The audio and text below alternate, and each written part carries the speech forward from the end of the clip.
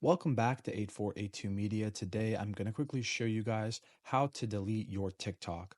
For whatever reason, you decided, hey, TikTok's not for me, and I don't want China to steal my data. All you have to do is go on your profile, go to the top right corner with the three bars, click on that, and then you're going to click on Settings and Privacy.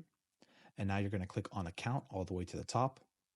And now you can click on Deactivate or Delete Account. Now you can either deactivate your account or you can delete your account permanently. We're going to click on delete account permanently. You can give a reason why you want to delete your account, or you could just skip by pressing the top right button. And now you've gone to the point where you can request to download your data. Really don't know what that means.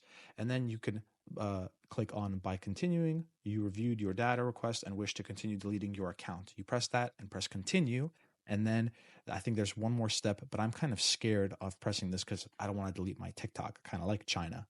And that's really how you delete your TikTok account. So I hope you guys got some information from this video. Thank you for watching and have a great day.